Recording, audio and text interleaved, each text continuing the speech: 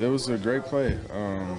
Obviously, we had a good set drawn up, and give Kawhi the ball and kind of get out of the way. And he got to his spot, and he made a big play and a big shot, and that's what the greats do. And obviously, the back and forth game, not the prettiest of basketball, but that's just the way this series has been, and we were just able to have one last shot at it, and it went down. Seemed like the ball was up there forever. What was going through your head as the shot went up? And yeah, I mean, from that angle where we were at, like, it didn't look like it was going in at all at first, and it looked like it was a little to the left. And then once it sat on the rim for a second, we started just waiting for it to drop. So once it hit the rim once and twice, it's like, all right, this is gonna fall, and it did. And it's just like a movie moment, where you're waiting for the ball to go down, and it's just a special moment right there for obviously for Kawhi and for our team. Remember watching the Vince Carter corner miss 18 years ago? No, 18 years ago I was 7.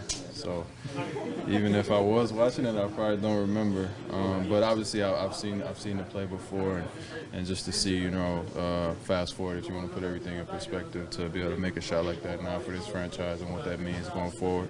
But for us as a team, just trying to stay locked in and understanding that it's a really special moment, but we got a lot more work to do that we have pretty lofty goals for ourselves. A lot to talk yesterday, especially from Mark, about controlling what you guys can control today, and the shots weren't falling, but defensively, is that sort of what you guys anticipated in terms of setting a baseline for yourself to at least be in the game? Yeah, we knew that, we go out and guard the way we've been guarded, we have a chance. And I think that, obviously, aside from the blowout games, we've guarded these guys well. We guarded Orlando well. We put some really, really tough defensive performances together as a team. And we know that if we go out and do that, we'll have a chance. So I don't think either team was making the defense work very hard. There was some ugly basketball there for 7 games sometimes, but that's the way it goes. And whatever we shot, 38%, it's rather shoot 38 than win than 50 and be going home. So we'll take the win anytime. What about the role you played? I mean, initially both the teams were struggling, especially from three-point land. You came in and really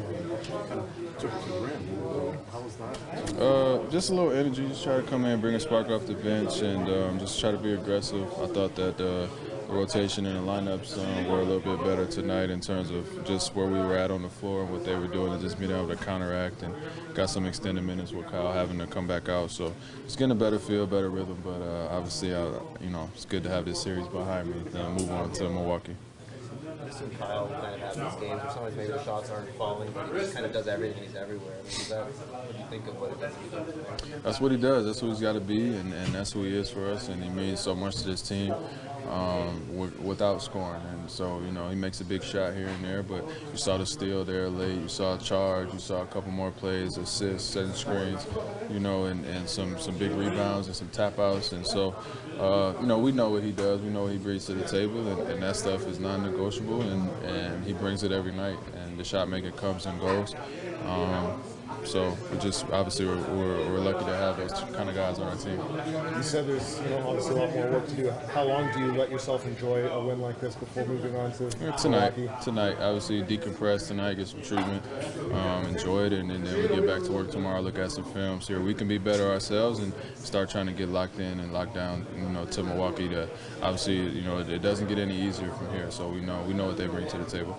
Between them, free throw, shot, you ever been part of a crazier update? Yeah, you'd be surprised in AAU type of games that go down sometimes in those back gyms, but not on this level, not on this stage. Like I said, it's unbelievable to be a part of something like this. It's just in the middle of some historical stuff, and it wasn't scripted, it wasn't pretty, and I'm sure Kawhi was pissed he missed the free throw, and we give up a quick layup, and then we come down and we get a prayer to go in, but. I'm sure if you ask him, he shot that time. He's probably shot that shot a million times, as a kid, and those are the type of shots you dream of as a kid growing up. Everyone speaks about the fans. It's just, I know you touched upon it a little bit, but that atmosphere. Have you seen this arena so loud? Yeah, this is as good as it gets in the league. We got, I think the best fan base in the league in terms of what the fans bring to the game every night, the support, the effort when we're struggling, when we're playing good, and it just kept getting louder and louder. And to be able to reward them with a win is special. Fred, all playoffs long have been this debate about who's the best player in the world. People have been bouncing it back and forth between Durant and Kawhi. Do you have a take after this series? Kawhi. Yeah. What makes him? What puts him on that level? He's my friend. I mean, I don't. Honestly, bro, like I don't get in those debates. I don't really care. It's who you like. And my whole thing is like with that is if you're in the discussion, you're doing something right. So he's up there with the best of them, and at that point, it's splitting the hairs and who you like and who you don't like. It's just a personal preference. Fred, you guys obviously have a tremendous opportunity ahead of you, but it also seems like you guys, as a team, really like each other. Leading up to this game, how much thought did you give to the fact that you just want to be able to preserve this team and what you guys were able to do together? You try not to think about that much. Just you try not to think about the finality of things. It's win or go home, and the go home part is never an option. So just going into the game, knowing what's at stake, knowing that we're trying to advance, that we got a lot more better basketball to play. And just want to give our chance to kind of get out of this series, and we escaped, and now it's time to move on. So. You don't really think about the consequences too much. You're just super locked in, trying to move forward. Is there a level of excitement that comes from, just thinking about how much you've evolved over the past 7 games? Now you get another crack at it, another team that can throw their best shot. Yeah, I think we keep evolving, we keep growing, keep getting better. Orlando tested us. I know it's 4-1, but they really tested us in some areas. And obviously Philly tested us, took us 7. So we keep getting better. I think we've shown that we can win in a multitude of ways, and you want to have a lot of stuff in your toolbox. So that bodes well for us going forward, but we understand Milwaukee brings something totally different, and it's a whole nother challenge. Kyle, Bruce Arthur from the Toronto Star. Can you take us through your view of the last play and what it meant on this night for this game, for this franchise, for that ball to bounce 4 times and then drop? My view was staying in the other corner, so I didn't have a really good angle on it. Why get into a spot on the right-hand side, and it was like he was getting to a spot, and he got to a spot, and he shot it high enough where he gave himself a chance, and bounced in and went in. It means a lot. Just for us, it means another step to our big goal. But we got a team that was the #1 NBA team during regular season. I'm coming. We know we got a tough task at hand, but we're preparing for it. We have to prepare for it and get ready to go. Hey, Kyle. Ian, to your right there. What will you remember about the moments immediately after that shot dropped and the sort of celebration on the court? It was cool, man. It was cool. It was all the fans, the team, everybody around. It was crazy. It was a good, emotional moment for everybody to be there, and just kind of like a sigh of relief and enjoyment, like a whew. And it was great. It was one of the moments where it's like a real life game winner, Game 7, counted down when you back home, and everyone was celebrating like that. It was a pretty awesome moment. Sorry, Rachel. Rachel Brady from the Globe and Mail. Kyle, what happened to your thumb, and how worried were you that you wouldn't be able to come back? Did you know right away you'd be right back on the floor? I fell and popped out, and I popped it back in, and it kind of was loose, but I was just trying to figure out how to pass the ball. I couldn't really pass the ball and grip the ball, but that doesn't matter. I'm fine. I played. We won the game. We'll get some rest and try to heal it up as fast as possible. We go to John here on your right, Kyle. Kyle, you guys lost the lead in the second quarter. You lost the lead in the third quarter. You lost the lead in the fourth. At any point, did it feel like you were in a pretty desperate situation? And especially that third quarter where they took the lead, and then you got those 2 offensive rebounds, and then that steal. Were you feeling like we're in a desperate situation right now? We felt like we were in a desperate situation from the tip and from the game jump ball, and we felt we didn't play well offensively. We played really good defensively. We got back in transition. We gave up a lot of leads, and we did a lot of things that we usually don't do. We only won 1 quarter. Yeah, we won 1 quarter. We did a lot of things that we could have done a lot better, but found a way to win the game. That's all that matters. Anyone else? Ian, we'll go to you on the right, and then we'll take the last couple questions. Thank you. Kyle, you guys know what you're getting in Milwaukee, but what jumps out at you from what you've seen from them in the postseason so far? They've been pretty dominant. Giannis is playing the way he's playing. I think one of the keys is Eric Bledsoe. He's been playing unbelievable. Pat Connaughton been playing well. They're getting Brogdon back and Middleton.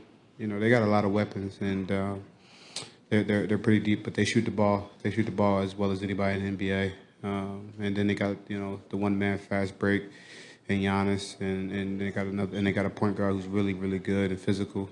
They got George Hill coming off the bench playing well. I mean, they got a lot of weapons, but we got to prepare and look at every situation that we have to take advantage of and prepare in every game and just go out there and do our job. Kawhi, John Schumann, NBA.com over here on your right.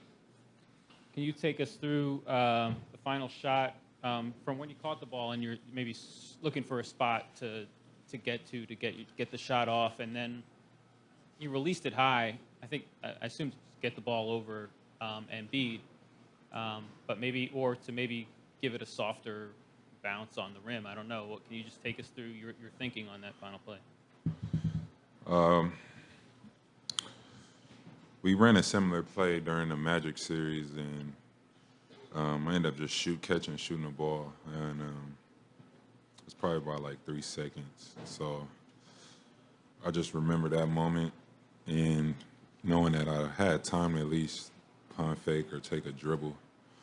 So, he drew up the play again tonight, and it was 4 seconds left, and I believe that, like I said, remembering that moment, I knew I had some time to try to get some space rather than just catch and shoot the ball. But I ended up catching it and just trying to get to a space so I get the shot off. Like you said, and B was guarding me. He's taller, longer than me. So, end up finding a spot that I, that I work on. I end up getting to a spot. And I just knew I had to shoot it high. A couple possessions before that, I had the same kind of shot from 3. It ended up coming short. And, I just thought I had to put it up even higher than that and end up getting a soft touch and going in. Down front and to your left. Kawhi, Mike Bond from USA Today. 39 field goal attempts tonight. Can you just talk about your mentality coming in here and, just putting up that many shots? I knew it was Game 7, and I didn't want to leave no shots in my mind. I just wanted to go out and leave it all on the floor. This could have been my last game for the season, and I would have had to wait 4 months to put another shot up in a game. So I was going to leave it all out on the floor tonight and not worry about makes or misses, and still just try to will us to a win or just get to my spots. I'm going to go to Dave, who's standing up and to your right, Kawhi. Kawhi, Dave McMenamin, ESPN. After the way things ended for you last season in San Antonio, how satisfying has this postseason run been playing for the Raptors? It's been great, but, after the regular season was over, I was pretty much proud of myself and, what I had accomplished throughout the regular season. And obviously going into the playoffs, everybody's ready to play. This team is, hungry to reach a goal that we've been striving for all year.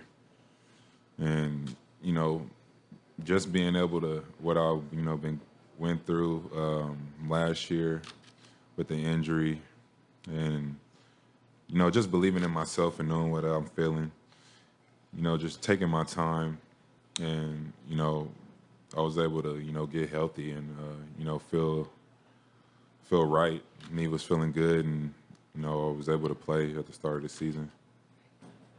We're going to go to Michael Grange, who's in the back and to your right. Kawhi, Michael Grange from Sportsnet. When you hit that shot and it's kind of bouncing on the rim and then it goes down, you just get swarmed by your teammates. I mean, what was that experience like, just making it in front of your own bench and being able to share it with those guys? It was great.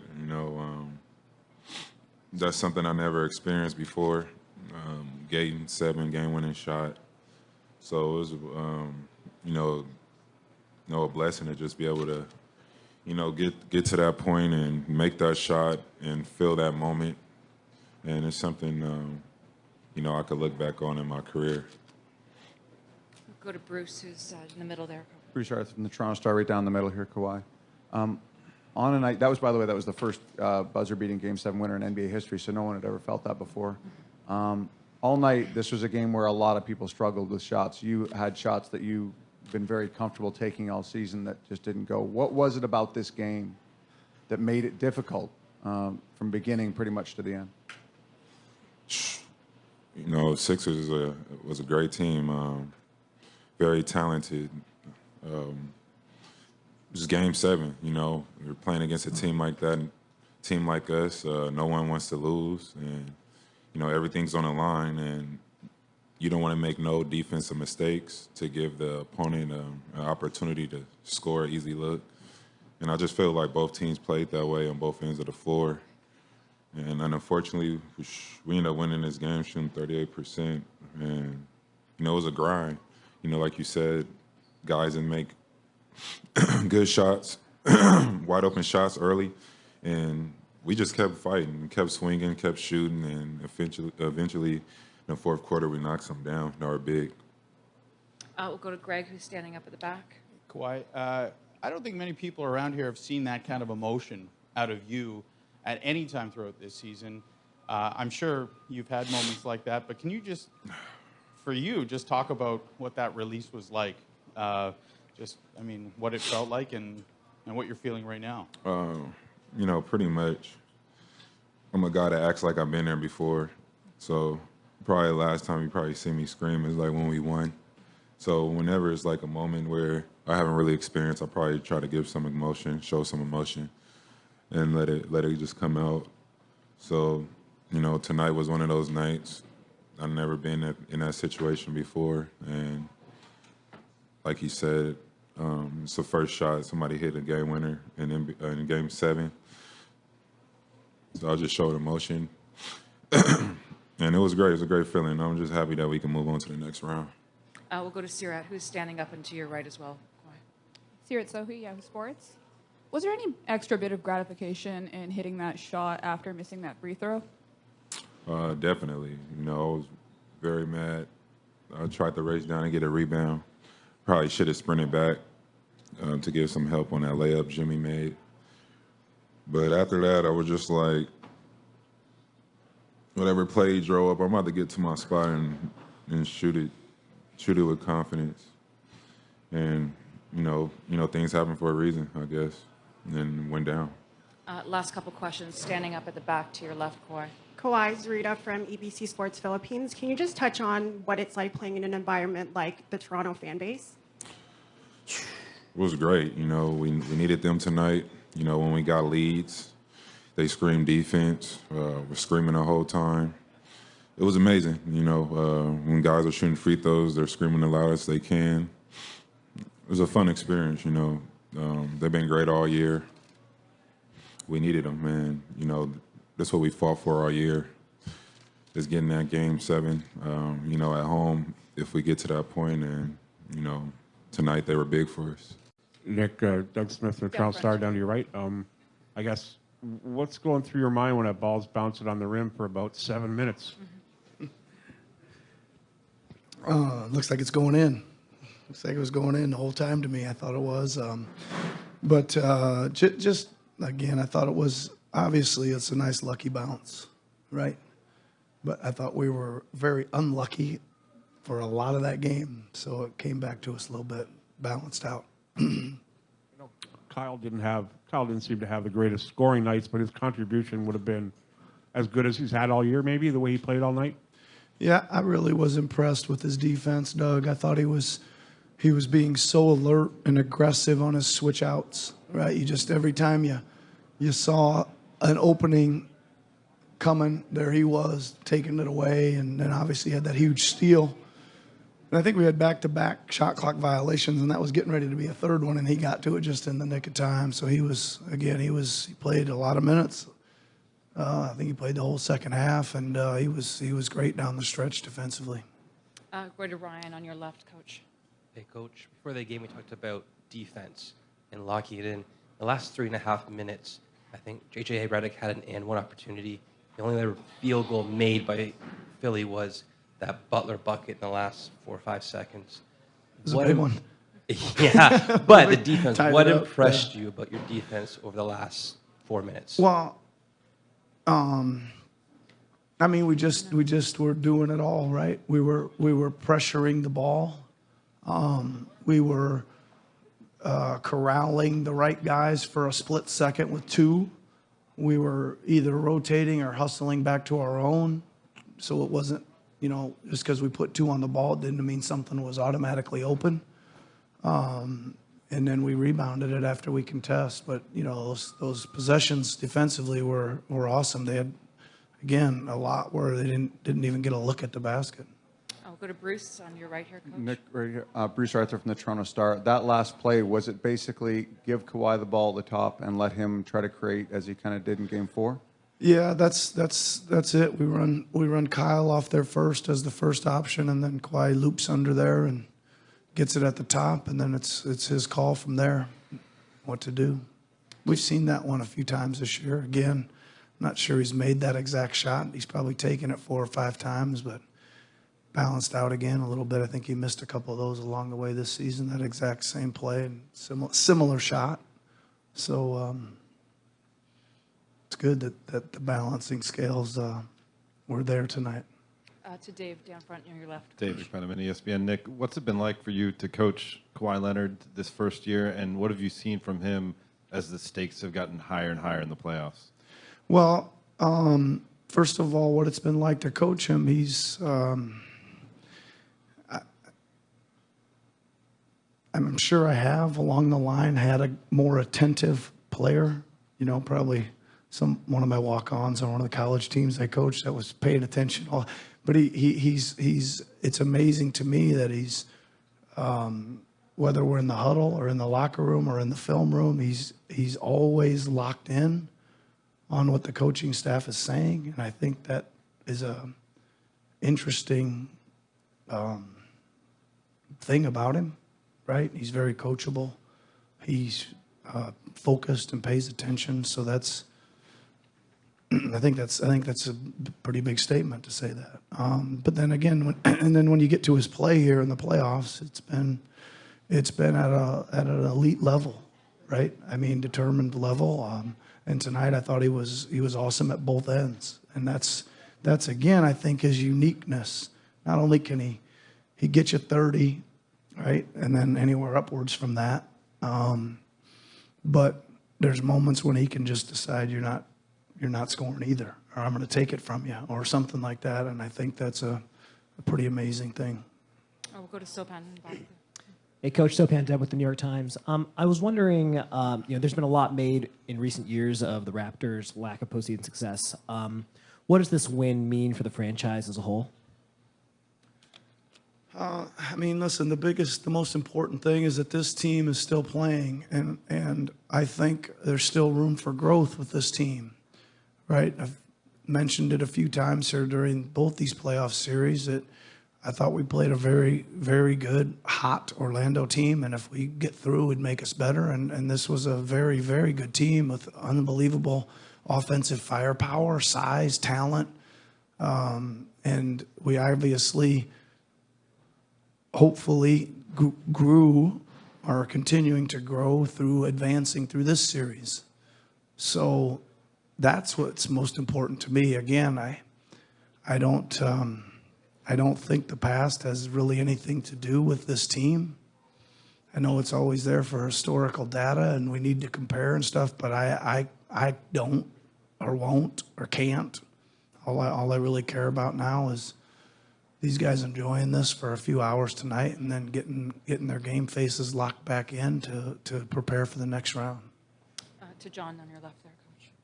Nick here, Sean Woodley, Raptors HQ. Serge Ibaka tonight, 29 minutes. You shortened the rotation down to 7. He played crunch time. What did you think of Serge's game tonight? Well, he was obviously really big out there, right? He had a couple offensive putbacks. He rebounded. He was rim protecting. I'm not sure if he blocked any shots or not, but he was maybe altering a few, and he grabbed a few rebounds. and he was confident on offense. I thought he was. There was a stretch there when he was one of the maybe the second most confidence guy out there behind Kawhi. Right, it'd get kicked over to him, and he was just pulling it, or he was flying inside and catching a dump off, and he was finding a way to get it in. So it was big. I think we talked about the size being an issue for us. I liked the look of that lineup. Kyle as kind of the floor general out there, and then a bunch of big guys, with Kawhi at the 2 and Pascal at the 3 and Serge at the 4 and Mark at the 5. And it didn't seem to cause us too many problems on the defensive end, especially. It was excellent. The offense was a little, they keep saying the same thing, a little out of rhythm and not shot makey enough. But obviously that lineup brought it home for the last 7-8 minutes of the game. Oh, last couple questions. We'll go to Sarah on your right here, Coach. Hi, Nick. Sarah Todd, Philadelphia Inquirer. Yesterday we talked a lot about how much rebounding was going to impact this game. Can you just speak about the team's offensive rebounding effort especially, and how big it was just in the last few minutes, too? You talked about a couple of those Surge's putbacks. Yeah, I mean, we had a lot of offensive rebounds. There was a lot to get, right? There was a high volume of shots available to offensive rebound tonight. That's part of it. But again, I thought there was some great determination there. I thought even when they did secure them, it was a hard defensive rebound for them. And again, I think it's just a telling sign of how hard your team's playing, or how hard it is to get a stop, right? Even when the defensive rebound is super hard. So it was big for us. To Ian, Coach, on your right there. Hey, Coach. Ian Harrison, Associated Press. It's no secret what you're going to see in Milwaukee, but I imagine you may have been keeping one eye on them throughout the playoffs. What have you seen, and what do you expect in this upcoming series? Well, it's a totally different style than we've just been through in our last 2 series, right? These were set play teams, pretty methodical in offense. They're going to come down and look at things and run some post-ups and run stuff for their certain guys. And not to say Milwaukee doesn't do some of that too, but they'd much rather spread the floor, give it to a guy and put their head down and take it to the rim and put it in the rim. And if you send help, they're going to fire it out and they're going to shoot a ton of threes. So it's a little different style that we're going to see. We're going to have to adjust to that really quickly, obviously. We're going to have to forget about how happy we are pretty quickly, because it's a hungry team. It's a very deep team, very good team. We're gonna have to, like I said, we're gonna have to continue to grow. And we're gonna have to play better.